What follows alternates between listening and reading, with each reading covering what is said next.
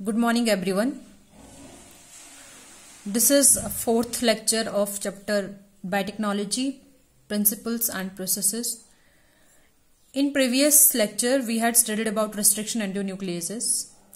कि restriction endonucleases क्या होते हैं, कैसे वो specific base pairs को recognize करते हैं, फिर उनकी जो specific site है वहां पे कैसे कट करते हैं डीएनए में, ये सब पढ़ा हमने। अब जब उन्होंने क्या कर दिया, डीएनए को कट कर दिया, ठीक है, तो उसको सेपरेट आउट कैसे करना है, या हम प्रोटीन्स की भी बात करें, प्रोटीन्स को भी कई बार हमें सेपरेट आउट करना होता है, डीएनए को करना होता है, तो उसके लिए एक टेक्निक है, दैट इज इलेक्ट्रोफोरेसिस। तो today we will start from electrophoresis. Electrophoresis क्या होता है, किस प्रिंसिपल पे बेस होता है, इसके अंदर कौन कौन से मीडिया यूज होते हैं, ये सब स्टडी करेंगे। Now the term given by A. Teselius in 1937, he got Nobel Prize in 1958. जो ये टर्म है इलेक्ट्रोफोरेसिस, ये किसने दिया था? ए टेस्लियस ने दिया था। कब दिया था? 1937 में दिया था, और इसके लिए इनको नोबेल प्राइज भी मिला। कब? 1958 में। अब इसकी डेफिनेशन क्या है और ये क्या प्रिंसिपल है, किस प्रिंसिपल पे बेस्ड है? The term electrophoresis is defined as the movement of charge particles under the influence of electric field. ये क्या बोले, जो इलेक्ट्रोफोरेसिस है वो किस प्रिंसिपल पे काम करता है, या क्या इसकी डेफिनेशन है कि मूवमेंट ऑफ चार्ज पार्टिकल्स, किसका मूवमेंट? चार्ज पार्टिकल का movement under the influence of electric field. अगर हम इलेक्ट्रिक फील्ड प्रोवाइड करवाते हैं तो क्या होगा, जो चार्ज पार्टिकल्स होंगे वो मूव करेंगे to their opposite charge electrodes. ठीक है, जैसे डीएनए है वो चार्ज पार्टिकल है, प्रोटीन है चार्ज पार्टिकल्स है, DNA is negatively charge. Many important biological molecules can be separated on the basis of their charge and molecular weight by using electrophoresis. जो बहुत सारे बायोलॉजिकल मॉलिक्यूल्स हैं जिनको हम उनके चार्ज के बेसिस पे या फिर मॉलिकुलर वेट के बेसिस पे क्या करते हैं, सेपरेट आउट करते हैं। For example peptides, amino acids, proteins, nucleic acids and nucleotides, इनको हम क्या करते हैं, इस टेक्निक के थ्रू सेपरेट आउट कर सकते हैं। अब इसमें सपोर्टिंग मीडिया, जो मीडिया हम यूज करेंगे इस टेक्निक में कौन कौन सा है? दो टाइप का है। सबसे पहला आता है एग्रोज जेल, हम लेंगे। एग्रोज इज अ लीनियर पॉलीसेकेराइड। ठीक है, पॉलीसेकेराइड क्या है? कार्बोहाइड्रेट। तो एग्रोज क्या है? इट इज ऑल्सो कार्बोहाइड्रेट, पर कौन सा है? पॉलीसेकेराइड है। ठीक है, इसका जो average relative molecular mass that is 1200। ये किससे मिलके बना है?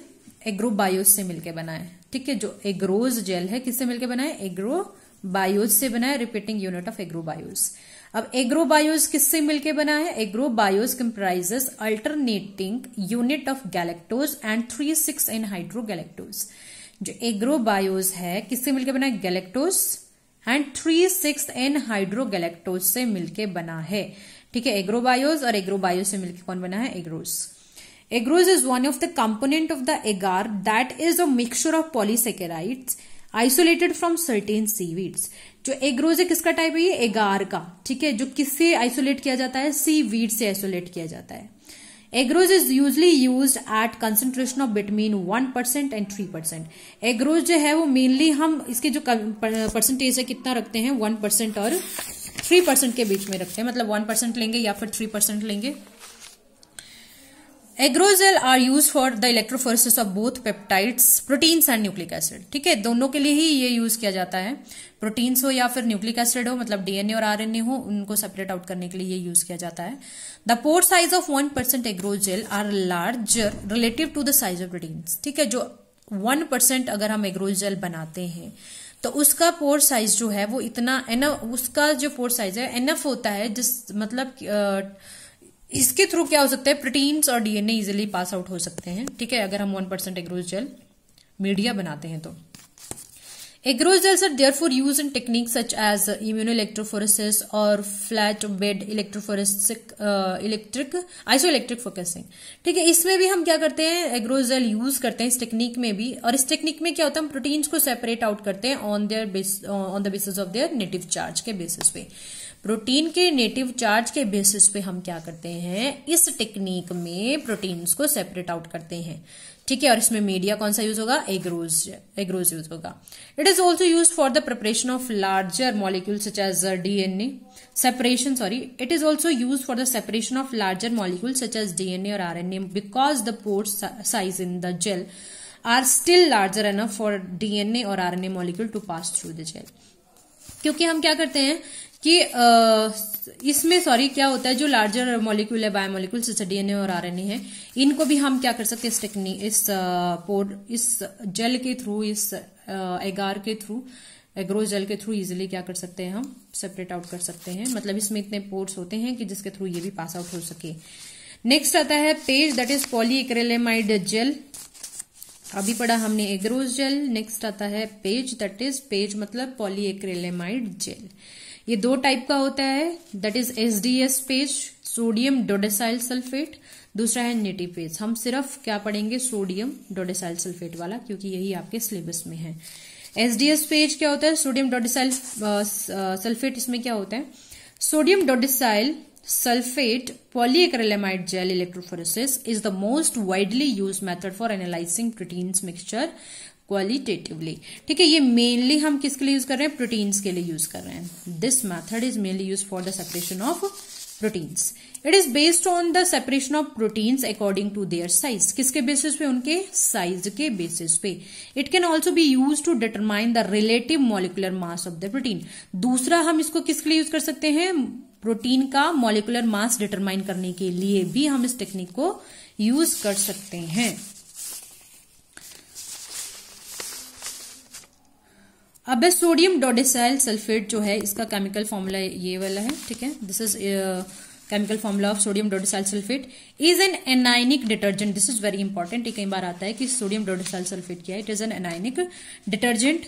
अब सैंपल प्रिपरेशन, इसके लिए हम जो हमने सेपरेट आउट करना है, सैंपल कैसे क्या क्या लेंगे सैंपल बनाने के लिए। सबसे पहले आता है sodium dodecyl sulphate plus glycerol plus bromophenol blue plus protein sample लेंगे जो हमें सेपरेट आउट करना है, प्लस बीटा मर्सेप्टो इथेनॉल लेंगे plus boiling.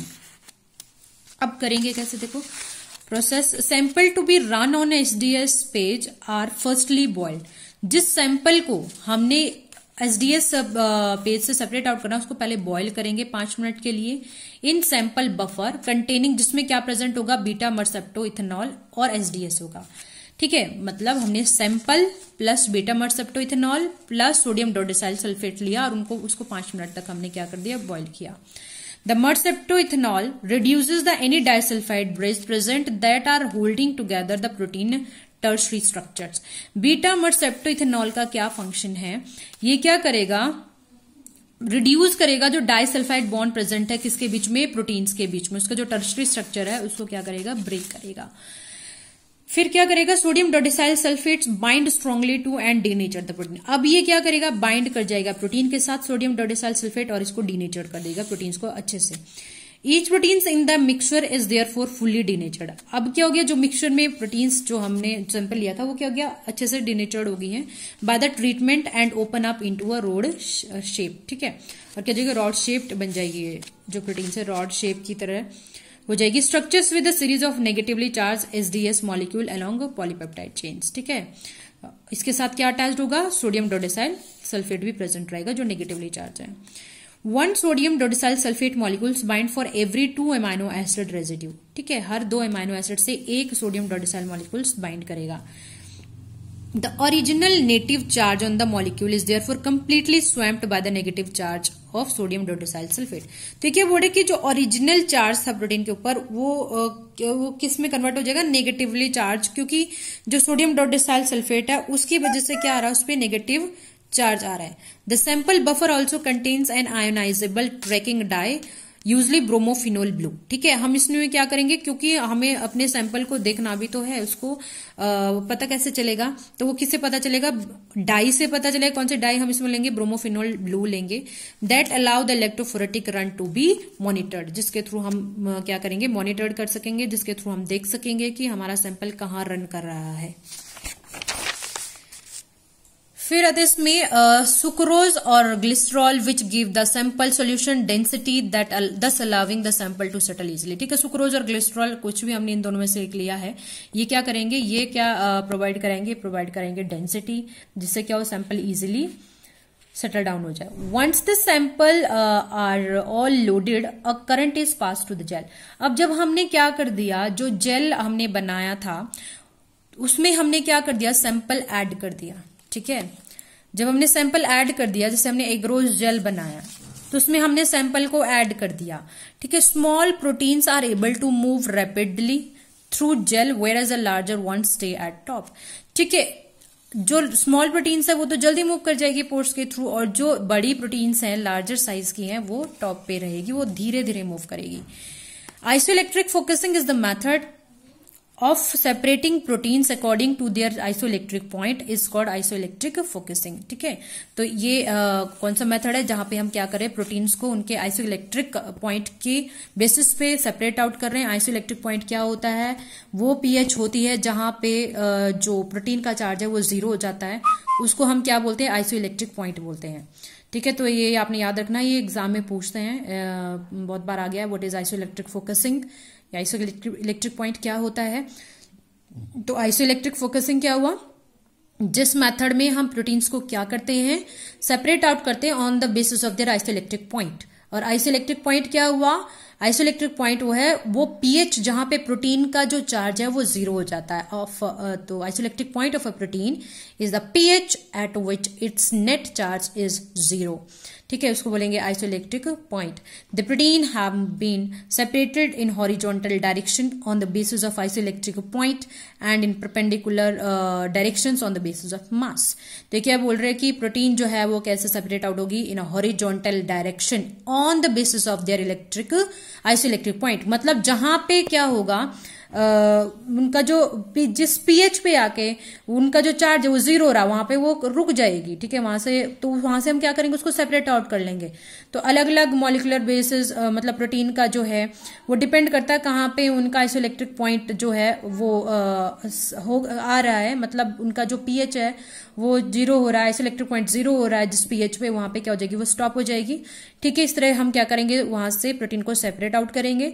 To visualize the spots gets are stained with the dye. ठीक है, मैंने अभी बोला कि हम इसको डाई भी इसमें ऐड करेंगे। Stained gels are scanned by scanners to get high resolution of image. ठीक है, फिर हम इसको स्कैन करेंगे जिसके थ्रू हमें क्या होगी, इमेजेस मिल जाएगी, हाई इमेज ऑफ रेजोल्यूशन। तो ये था हमारा SDS page and this is complete electrophoresis. आप इसको ढंग से पढ़ लेना, इसके नोट्स बना लेना, और अगर कोई प्रॉब्लम होगी तो मुझसे पूछ लेना। ओके।